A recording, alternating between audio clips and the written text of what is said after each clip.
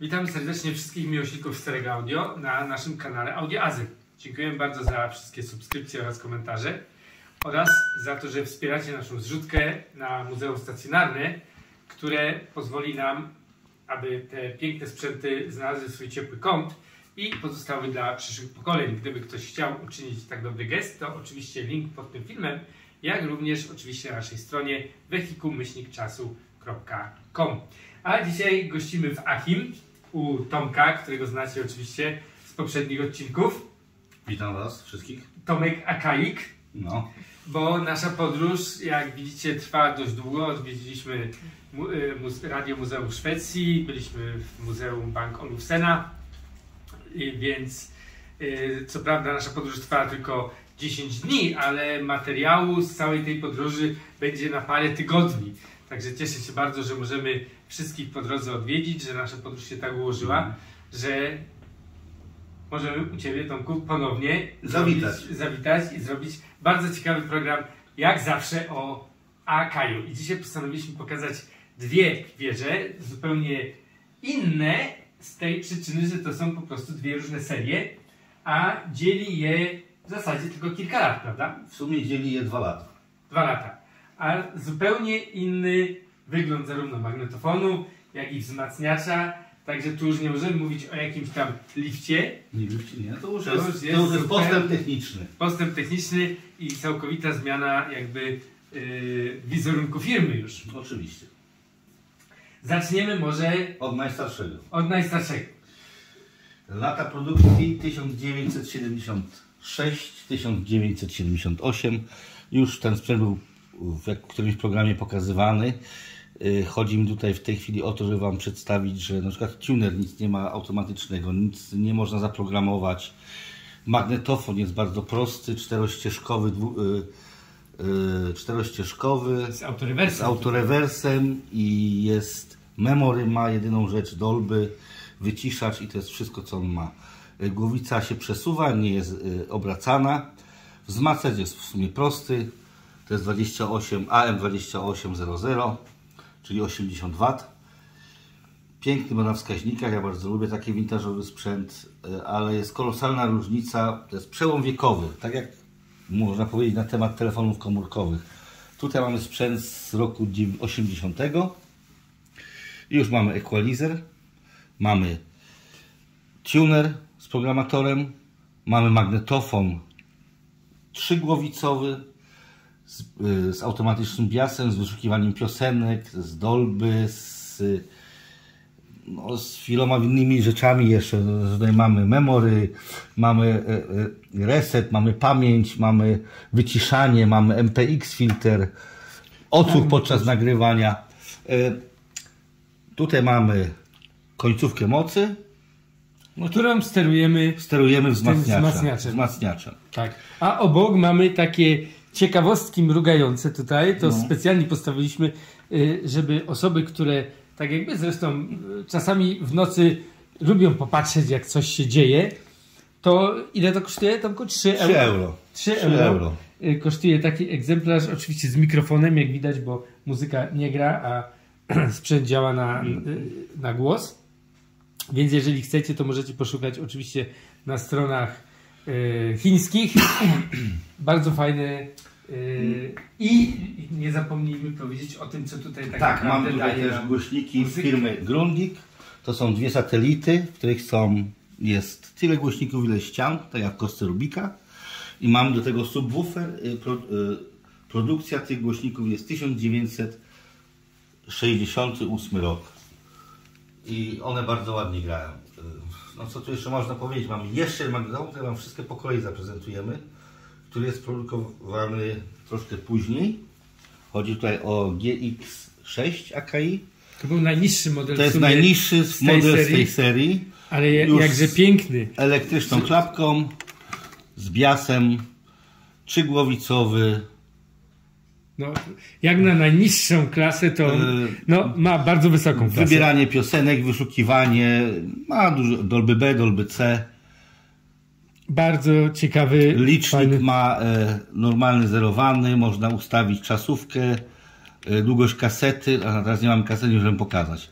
Ale jak będzie kaseta, to zaprezentujemy za chwileczkę. Tak, także naprawdę bardzo, bardzo fajny model. Mi zawsze się podoba ten napis GX. On jest taki szlachetny. Taki fajny.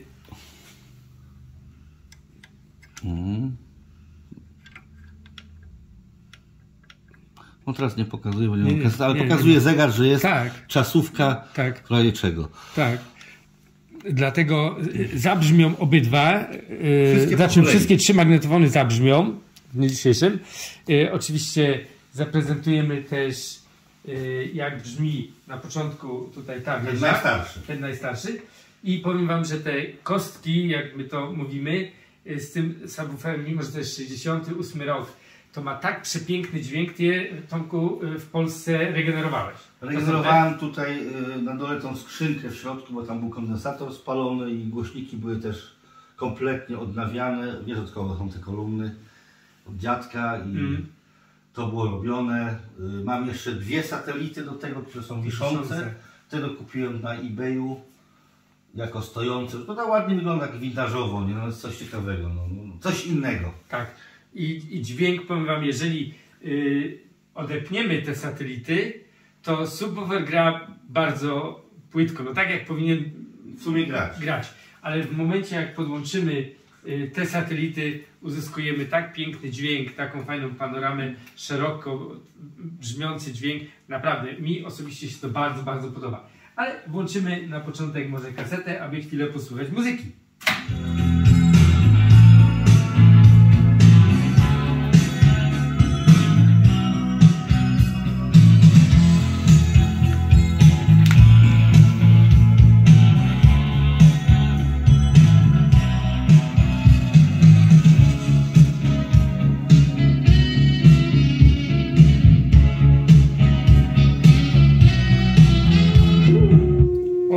Nasza kaseta, cały czas jeszcze nie zdążyłem jej nagrać na nowo.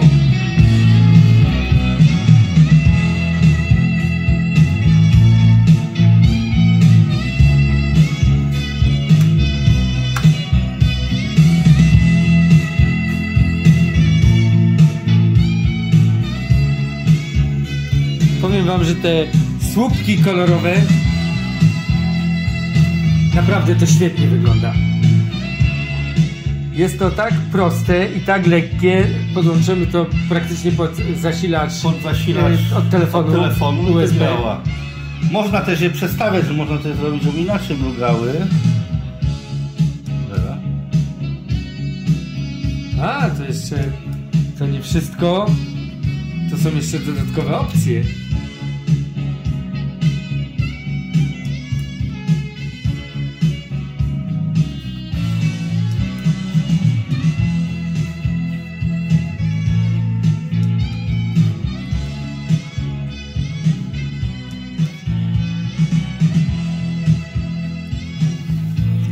No tak, powiem wam, że kiedyś całą naszą frajdą było to, jak w polskiej wieży szufladowej na przykład pracowały te diody. To było tak piękne, że no, człowiek mógł siedzieć wtedy i sobie na to się, powiedzmy, gapić. Po prostu tak ładne. Dzisiaj to kosztuje 3 euro, czyli praktycznie żadne pieniądze i działa bez jakichkolwiek kabli, bez niczego, zwykłe zasilanie, tylko... Ma z tyłu mikrofon, który przyjmuje to i steruje tym i to jest wszystko. No, co możemy na temat tej starej wieży powiedzieć? No, oczywiście mamy też przy wzmocnieniu wzmacniacza możemy zrobić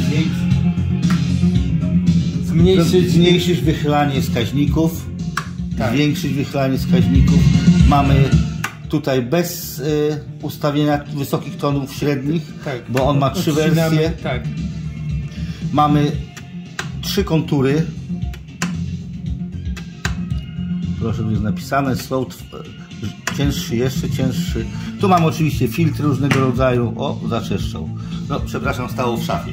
Tak, no niestety ten sprzęt ma to do siebie, że jeżeli... Jak to Akai wymyśliło, czyli można w magnetofonie też ściszać. Tak, sygnał wyjściowy. Głowica jest dwuobrotowa, ale na drugiej stronie ma nic nagrane, ale tutaj widać, że jest tak.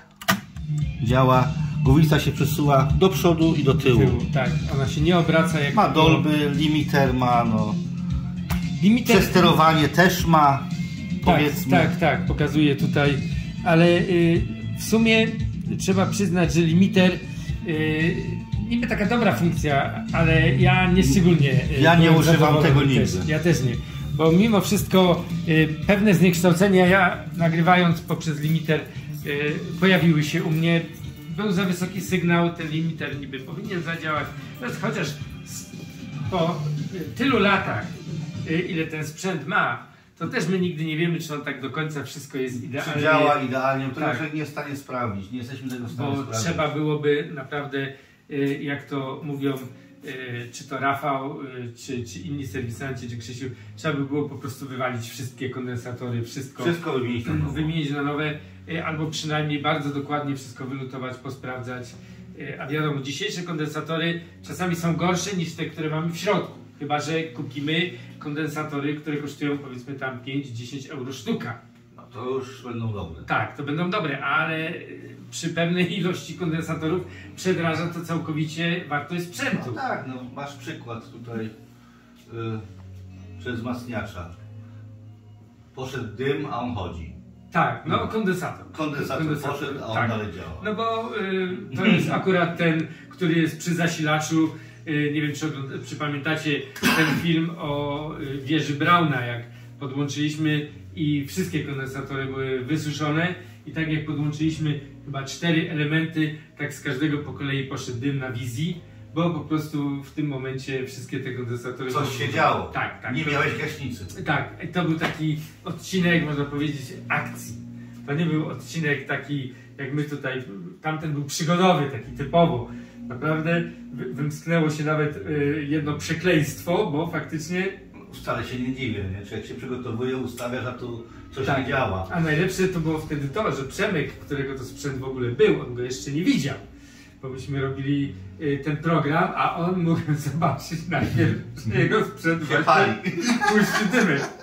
Także to było bardzo, bardzo fajne. Czyli ma teraz słynny sprzęt i na pewno go nie sprzedał. Tak. Także to, jakby ktoś nie widział, to oczywiście może się cofnąć. Mamy też z Tomkiem bardzo fajny też odcinek wcześniejszy, gdzie postawiliśmy wtedy, pamiętasz, tak bardzo dużo deków. Jeden na drugim.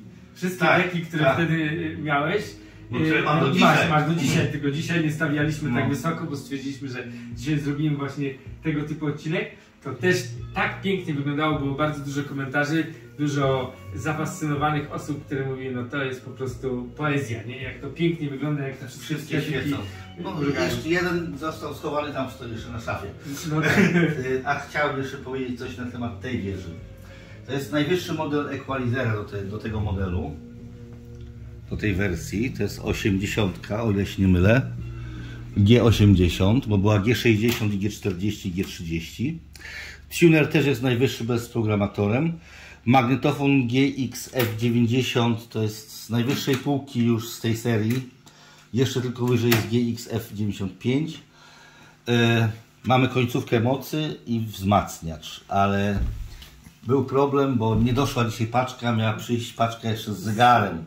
No właśnie. No wtedy byłaby kompletna i ja widziałem takie zdjęcie na stronie AKI.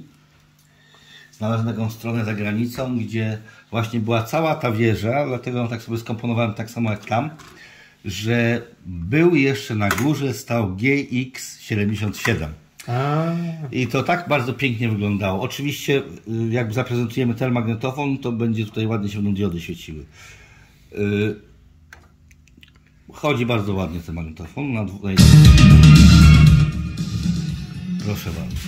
To jest tutaj właśnie C, pokazuje tutaj C60, C90 i szuka, która to jest kaseta. I trzeba przyznać, że dźwięk z niego jest też bardzo, bardzo ładny. Dobry Dolby B, Dolby C, odczyt podczas zapisu. Ale to, co wspomniałeś, chciałbym zaprezentować, bo właśnie mnie to bardzo fascynuje w tym equalizerze. O, teraz włączymy ten magnetofon i przepniemy tu, te diody. Teraz możemy zaprezentować właśnie ten equalizer. że tu możemy ściszyć również dźwięk. Możemy w 3 miejscach ściszyć. Tak. I ściszyć tutaj. I jeszcze na magnetofonie. Na magnetofonie też możemy. Tak. I to... Te diody, one pracują w zupełnie inny sposób niż wszystkie, które znamy jakby... W tych equalizerach tak, ogólnie. Bo tutaj one mrugają w zasadzie w momencie, gdy się dany ton pojawia. Nie jak tego tonu nie ma. Jak jest mało basu, to w tej chwili... Tak, to bas nie mruga w ogóle. Nie mruga w ogóle. To nie jest jakby uzależnione od siły sygnału ogólnego, tylko po prostu od danej częstotliwości i to jest bardzo fajne, bardzo ciekawe. Jedno co nas martwi to, że w tej chwili żeśmy nie podłączyli w ten sposób, bo tam musimy coś tu zakombinować, żeby się w wzmacniaczu świeciły diody, które też świecą się, jeżeli wyciągniemy z tyłu zmostkowanie, to wtedy on normalnie chodzi sam i one świecą i muszę się dowiedzieć jak to zrobić, albo po prostu kupić AM U04. No wtedy najprawdopodobniej to jest też z tą wyższą klapką, tutaj też ma zielone diody ale akurat trafił mi się z czerwonymi U55. Ale jeżeli chodzi o sam wygląd, to idealnie pasuje do tego i no fakt. Ja ci powiem, że ja bym te czerwone diody byłbym w stanie całkiem przetrawić, bo to daje mi tym bardziej kontrast do tunera i daje taki trochę właśnie kontrast, jak powiedziałeś, a nie jest to wszystko całkiem zlane w jednym kolorze. Nie? Więc ja bym sobie, chociaż ty jesteś znany z tych przeróbek, bo naszą polską Diorkę Brumsa Tomek przerobił w magnetofonie diody, kolory oraz kształty. Czyli masz jeden jedyny egzemplarz tego magnetofonu. No i głowicę inna. Tak, no głowicę to musieliśmy wszyscy wymienić, bo żeby się dało na tym dobrze słuchać, no to... No, tam jest akurat wsadzona z GX6. Właśnie, też akajowska głowica. Akajowska głowica. Szklana oczywiście nie jest podwójna z odsłuchem, jest normalna, zwykła, to też trochę naszukałem. Kolega mi musiał tą blaszkę z tyłu odczepić bardzo delikatnie i przypunktować drugą, bo nie pasowała na te śruby. No tak. Żeśmy najpierw kombinowali wyszlifować, ale nie dało rady, bo nie szło równo tego ustawić i zrobiliśmy całe blaszki. No, ale jak się chce, to można to zrobić. No ale słyszałeś sam dźwięk, bo to wiadomo, że na wizji, jak my tu nagrywamy telefonem, to jest zupełnie inaczej, jak słuchając tego na żywo i uważam, że tamta wieża naprawdę bardzo ładnie gra. Zwłaszcza, że gra na tych kolumnach. Gra tylko na tych kolumnach i doszedł do niej equalizer jeszcze, także... Tak, naprawdę mega ciekawie. Zresztą w ogóle mi się wydaje, że nasza trzecia połówka Grzesiu, którego tu zresztą pozdrawiamy, chyba ma też właśnie te kolumny, ty zresztą z Grzesiem też chyba rozmawiałeś. Tak, rozmawiałem z Grzesiem. No i Grzesiu zawsze mówi, ja tego też kiedyś chyba u niego już słuchałem, że właśnie ten subwoofer z tymi kostkami taką wielką robotę robił, bo można byłoby to tak nazwać. Jedno są, powiedzieć, że są dwie wersje tych głośników, bo są te same satelity, ale są dwa subwoofery, że można je rozstawić, bo ten subwoofer nie można go rozstawić, on musi wejść albo pod mebel, albo gdzieś stać, a tamte mają mniejsze subwoofery, mają te same głośniki i są rozstawiane.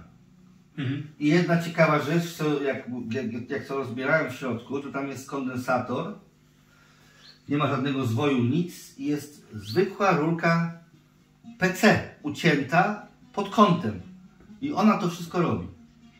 Jak potem rozbierzemy, to zobaczysz, że tam jest rurka, która jest ucięta i ona robi ten bas.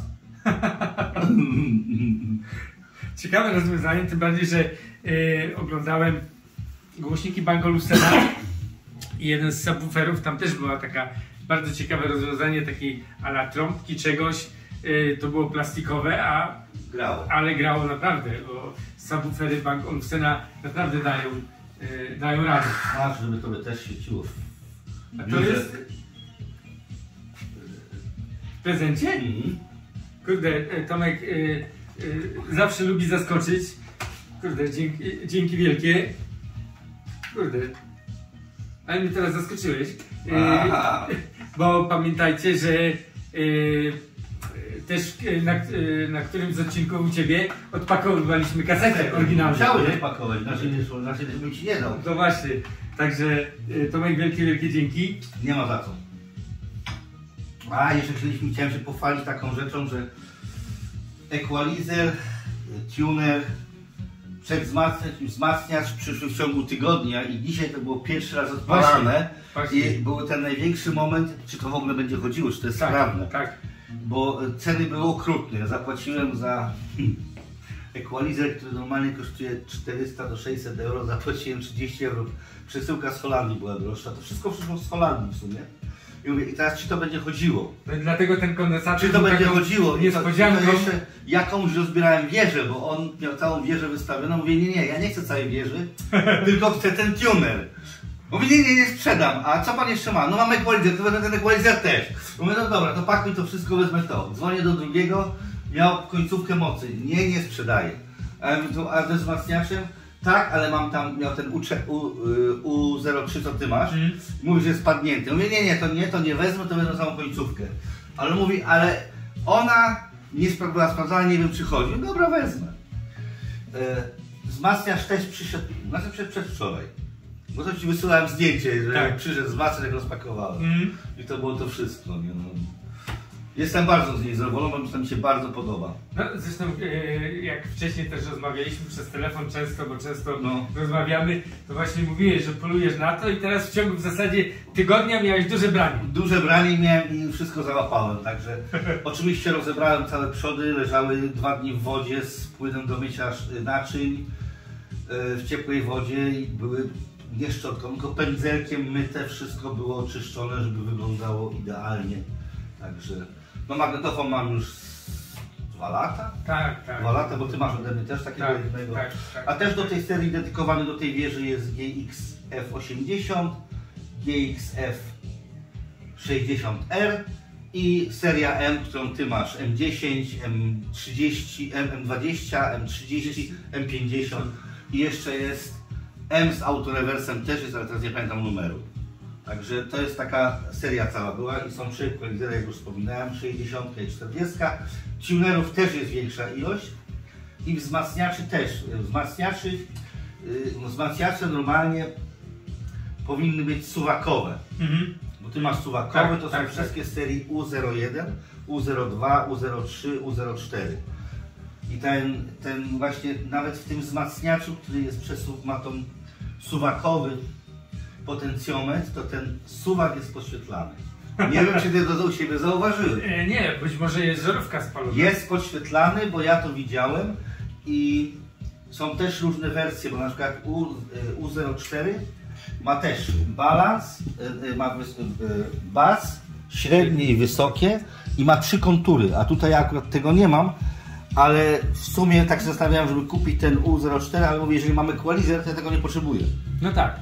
Bo tu mi wystarczy jeden kontur. Chodzi mi tylko o to, żeby te wskaźniki odpalić.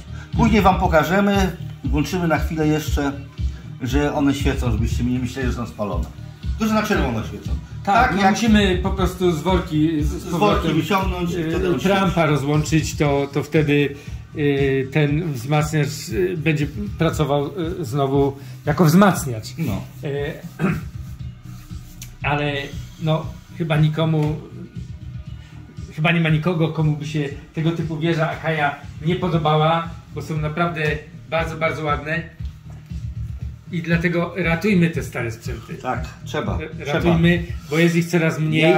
Ja zaczyna się robić coraz mniej miejsca i ja mam ten problem, że ja mam tylko jedną wieżę i druga gra w garażu, a resztę jest w pudełkach plastikowych specjalnie zamykanych z gumkami, żeby tam się powietrze nie dostawało nic. I wszystko czeka. Fakt, że ja to znoszę raz na jakiś czas do domu i Olga mówi, że jestem nienormalny, bo o 12 w nocy ona spali o 10, to wszystko znoszę. Chodzą magnetofony, przewijają, grają, cofają, nagrywają. Każdy ma swoją godzinę czasu pracy, żeby te gumki nie zesztywniały, żeby to wszystko pracowało, bo jeżeli mi gumki zesztywnieją, to potem znowu trzeba naprawdę. No to jest właśnie najgorsze. Oczywiście, głowice są czyszczone, jeżeli je przynoszę, to stoją z godzinę, żeby do temperatury się przyzwyczaiło, żeby nie było żadnych zwarć, bo to wiadomo, wilgoć jest zawsze gdzieś tam coś się dostanie. No uważam. No właśnie, dlatego tak bardzo chcielibyśmy... Ale przyjdzie kiedyś ten dzień, że nakręcimy z Romanem program, że będą stały wszystkie moje wieże w jednym pomieszczeniu i będą wszystkie grały i będzie tylko pulpit do sterowania, bo już to mam wszystko wymyślone. Pulpit będzie do sterowania i będą 2 zestawy głośników, będą można te głośniki przełączać, ale te wszystkie zestawy będą do tego pulpitu podłączone, że można będzie sobie wyciszać jeden zestaw, żeby drugi grał. Wtedy można porównać różnice magnetofonów, bo tego nie słychać na wizji, ale ja sprawdzałem, jak już ostatni program gdzieśmy sprawdzali, to rzeczywiście jest różnica w odtwarzaniu tych magnetofonów. Jedne grają bardziej miękko, drugie bardziej twardo. Dynamicznie one grają wszystkie. Tylko chodzi o tą samą barwę dźwięku. Już ktoś zwrócił kiedyś uwagę, że ja mówię, że to gra zajebiście albo pięknie. Dla mnie to gra bardzo ładnie. I czy ktoś ma taki sprzęt, czy taki, każdy ma swojego konika. Mam też w domu Bose, mam Yamahę, na tym słucham, ale niestety wolę słuchać na Akaju. I nie tylko chodzi o to, wolę słuchać na manualu, nie na chipach, nie na stripach, zawsze że tak powiem. Słuchać właśnie na starych układach scalonych, analogu. Jest zupełnie inny dźwięk. Tak. Jest przekłamywany, tak samo jak jest przekłamywany na lampie, bo to jest niemożliwe, żeby dźwięk był idealny wszędzie. Oglądałem program, gdzie facet udowodnił, że jest przełamywany dźwięk, także nie ma możliwości, żeby był odtworzyć dźwięk, żeby grało tak samo jak w filharmonii. Nie no, być może w filharmonii tam jest no jednak przygotowane pomieszczenie, tak. Jest wszystko, też na to trzeba zwracać uwagę. Słuchajcie, no, w Muzeum Bank Olufsena były pomieszczenia, myśmy tego co prawda nie pokazywali na filmie, ale tam były pomieszczenia, gdzie można się było dźwiękiem bawić. Bardzo ciekawe pomieszczenie, gdzie było chyba 64 głośniki, czy coś takiego. A wiem, takie sześcienne, takie jak płyty podłogowe. Nie, tam były okrągłe, ale umieszczone w suficie, wszędzie naokoło. Nie no, jeżeli mamy takie pomieszczenie, to faktycznie można wejść i bajerować cudami, nie? No ale czy człowiek chciałby siedzieć w takim ciemnym, że tak powiem, pomieszczeniu całkowicie szczelnym? Nie wiem, być może też by się znudziło. Mi wystarcza całkowicie to, że na moje ucho i dla mojej przyjemności ten sprzęt gra pięknie, mogę sobie na niego popatrzeć, możemy sobie razem porozmawiać, cieszyć się tym. Nie potrzebuję pomieszczenia tylko do odsłuchu, bo filharmonii nie tworzę w domu. Większość rzeczy polega na tym, że tutaj jest życie w tych urządzeniach, tu się coś dzieje, bo w tych nowych urządzeniach się nie dzieje nic. Teraz zaczęli dokładać wskaźniki, zaczęli dokładać znowu jakieś wskaźniki LEDowe, wychyłowe, ale jeszcze z parę lat temu to było napisane tuner, tapę i to wszystko, a tu jest życie i przede wszystkim tu jest sport przy tym. Przy tym masz fitness, bo na to nikt nie zwraca z was uwagi. Przy tym jest fitness, trzeba wstać i ruszyć się, żeby coś zrobić. Nie ma pilota wytartego, tylko trzeba wstać, przełożyć kasetę na drugą stronę, zrobić głośniej, ciszej, przestawić, wyłączyć, włączyć. Tak jest. Ale jeszcze teraz zadam bardzo ważne pytanie, bo staram się ten temat cały czas drążyć. Nasza nowa Unitra. Jak nasi tutaj fani starego audio zapatrują się na ceny i na nową Unitrę? No znaczy się nie słyszałem, nie miałem okazji posłuchać. Sprzęt wizualnie bym bardzo pozmieniał. Żeśmy na ten temat parę razy rozmawiali. No, mieliśmy w sobie taką całą koncepcję. Nie słyszałem. Cieszę się, że jest zabudowana, ale uważam, że to będzie sprzęt koneserski, a nie dla każdego. Także nie każdy będzie na to stać i nie każdego stać, żeby zapłacić 55 000 złotych za sprzęt polski, który w sumie będzie chyba na terenie Polski tylko sprzedawany. No chyba, że podpisują z jakimś... będzie za granicę. Ja życzę im, żeby zagranica ich miło przyjęła i aby się to sprzedawało. Tylko no właśnie cały czas szukamy kogoś, jeżeli ktoś z was naprawdę zamówił, to jeżeli mógłby nam dać znać, że byłby na przykład taka opcja byłaby, aby przyjechać i zrobić odsłuch w domu, tak naprawdę już nie w pomieszczeniu, które Unitra przygotowała do odsłuchu, tylko w domu, pocieszyć się tym, żebyśmy mogli też trochę coś tam pokombinować i... Może Roman zamów, ale nie odbierz. O, zamówić nie jest problem, tylko że zapłacić. No to tak. Jak to ktoś chętnie kiedyś... gdyby finansowo było mi na to stać i bym mógł na raz kupić, to bym na pewno kupił ze względu na to, że chciałbym też tutaj ludziom na zachodzie pokazać, że proszę, Polska też coś takiego robi, że jest sprzęt wysokiej klasy, do tego są kolumny, zestaw kosztuje tyle i tyle, posłuchajcie jak to gra. Bardzo chętnie bym takie coś kupił, ale to jest niestety 55 000, to jest No. To już Macintosha też można kupić. Także my oczywiście jeszcze nie kończymy, bo mamy drugą część. Także będziemy wracać. Wyłączymy to, nie będziemy znosić tam. Tak, nie. Tylko przyniesiemy, pokażemy też jeszcze coś. Także zostańcie z nami. A my na razie na chwilę wyłączymy, aby sprzęt odpoczął i pójdziemy po pewne zestawy, które tutaj są do pokazania. Tak jest. Także zostańcie z nami. No witam ponownie, bo udało nam się przynieść sprzęt, który pojedzie do naszego muzeum. Sięga pod całą lampę, nie mówiąc, że prawie pod sam sufit. Ale chciałem zacząć o tym, że jest sprzęt, w którym nie robiono postarzania, jak to się mówi, produktu, czyli firma wychodziła z założenia, że prędzej to wyrzucą, niż rozpuści się na przykład pasek. To jest sprzęt, jak widzicie, stary, bo to jest budzik z radiem oraz tak, tylko, żeby było dobrze poświetlone. Tak. I zwykły budzik, jaki w sypialni miliony ludzi miało, z tym właśnie czerwonym zegarem. I jeżeli włączymy magnetofon tutaj, który włączyliśmy po raz pierwszy od nie wiadomo jak długiego czasu, to nawet obroty pasują. Tak. Ja ci powiem, ja to oglądałem chyba z 7 razy w garażu.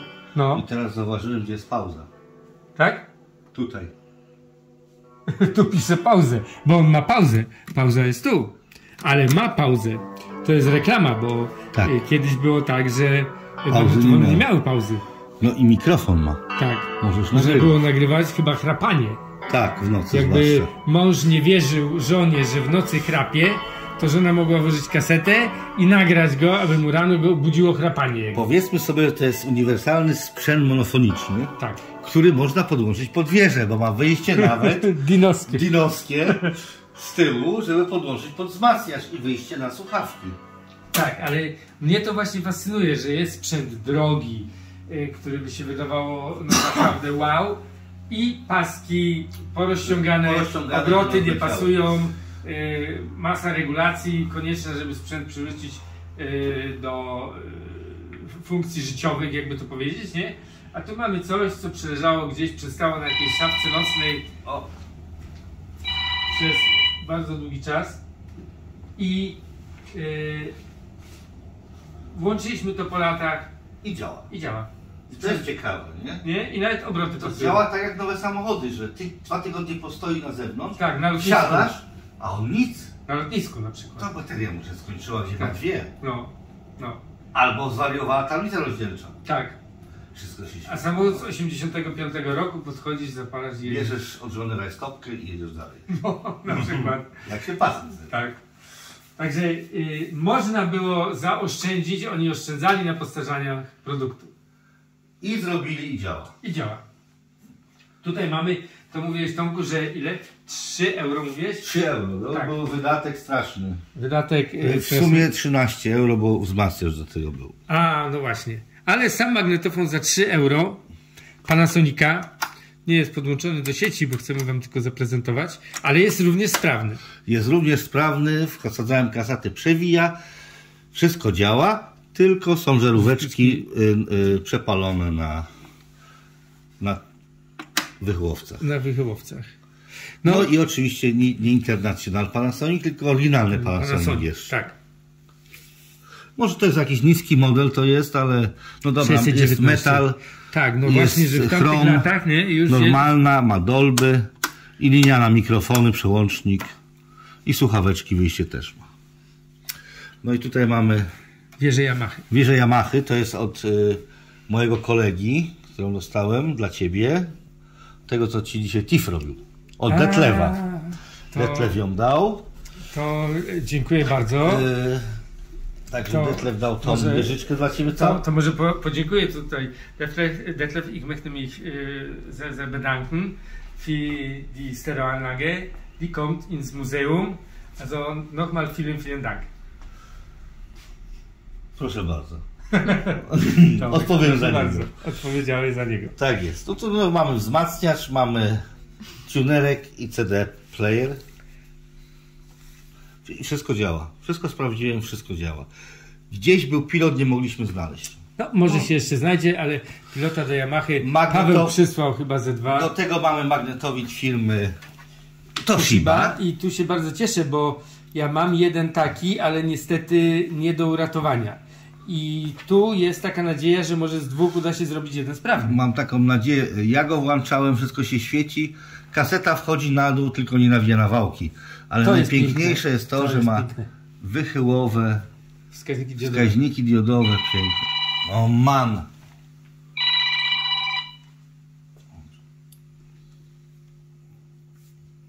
Dobra, możemy. Także Nie ma pilota, ale można nim sterować, bo tutaj jest klapeczka. tak jest. I wszystkie funkcje są dostępne. Funkcje są dostępne. A ja mam nadzieję, że uda się, Może się uda. bo dostałem informację od Krzyśka, że jeden z magnetowidów nam reanimował, więc cały czas z tymi magnetowidami walczymy. Powiem wam, że magnetowidy to jest trudny temat, bo no jest tam tych wszystkich krańcówek, blaszeczek. Problem jest taki, jak kiedyś rozebrałem magnetowid, chciałem sam zobaczyć, co tam jest. Problem jest taki, że te wszystkie zębatki plastikowe, one pękają, albo jak nie są pęknięte, to są już przytarte. Jak je nasmarujesz, pochodzi, wciągnie kasetę i wtedy pęknie. Ze starości. No i bardzo często pasków nie widać, bo już ich nie ma. Tak. Rozpuściły się kompletnie. No więc dlatego jeszcze dzisiaj musimy starać się naprawiać, żeby jeszcze jakiś czas pochodziły, bo jest coraz mniej osób, które chciałyby to w ogóle naprawiać. Roman, mój plan był taki, mówię, jakby był pilot, to bym dał do naprawy i mówię, nagram sobie jedną kasetę VHS, nową muzykę. Chciałem zobaczyć tą różnicę, ale mówię, nie ma pilota. Roman ma taki sam popsuty, to niech zrobić z dwóch jeden będzie miał. I taka jest nadzieja. No i mamy, oczywiście moja firma też jest na dole, ale nie widać nic prawie na niej. Tak, i tu można by było się pokusić właśnie o odnowienie tego panelu. To będziesz musiał zrobić zdjęcie z mojego. Działa, świeci wszystko, tylko napisów nie ma. Ale jest Akai, który... Ale masz do niego, teraz tak. masz to, tak. Masz taki sam tuner, ode mnie dostałeś, tak jest. I taki sam magnetofon, czyli masz raz, dwa, trzy części. Tak, muszę na końcu dzisiaj namówić, żeby się... Equalizer dał, jak zegar przyjdzie, sprzedał tanie equalizer. Końcówkę mocy, nie? No, nie sprzedam. Niestety nie. Także mam nadzieję, że sprzęt się poda, przyda się w muzeum, będzie co pokazywać. Oczywiście, tylko tak jak Ci dzisiaj mówiłem, muzeum w Szwecji ma 1000 metrów kwadratowych, my mamy 200. Ale wiesz co mi właśnie ciekawego ten pan powiedział tam, nie? Że oni stworzyli stowarzyszenie, jest w tym stowarzyszeniu 600 osób, dzięki którym to muzeum w ogóle istnieje. Bo mówi, nawet w takiej Szwecji, nie, gdyby nie prywatna inicjatywa ludzi, nie, to nikogo to za bardzo nie interesowało, żeby ten sprzęt ratować. Pamiętasz naszą rozmowę z 2 lata temu, żeśmy siedzieli u mnie na tarasie czy przez telefon? Przecież ja mówiłem o zrobieniu stowarzyszenia. Tak, mówiłeś, no ale jest pytanie, czy będą chętni. No No bo żeby tam co miesiąc jakąś składkę składać, żeby to utrzymać. Drobną kwotą, dzięki której takie muzeum może funkcjonować. Bo fakt jest taki, że tego się najbardziej boję, że jeżeli miałyby wrócić takie ciężkie zimy, nie jak były, bo na razie możemy powiedzieć, że tam wszystko jest w granicach 0 stopni, no to wszystko można jeszcze w miarę opanować, nie?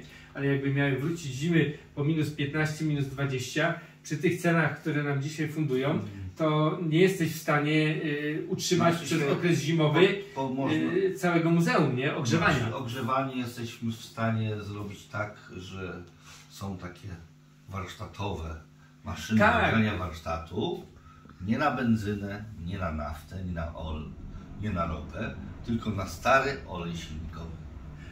I możliwe. Jeżeli jutro zdążymy, pojedziemy do Aleksandra, ja z nim porozmawiam, czy by jedno nie odstawił na bok. No. Bo on takie ma 2 albo 3. I on zużyty olej z silnika do tego nalewa i to mu grzeje zimą halę. I to na dobę bierze 20 litrów oleju, a on ma tam z 500 litrów oleju. No tak, no to faktycznie. Także jeszcze raz dziękujemy bardzo Tobie, Tomku, za to, że mogliśmy zrobić program, że mogliśmy się tutaj spotkać. Dziękujemy oczywiście za wszystkie egzemplarze do naszego muzeum. I oczywiście zapraszamy Was do komentowania, do oglądania naszego kanału i gdyby ktoś chciał uczynić ten drobny gest i wspomóc nasze muzeum, to oczywiście link pod tym filmem, jak również na naszej stronie internetowej. Dziękuję bardzo, do zobaczenia, do usłyszenia. Do usłyszenia.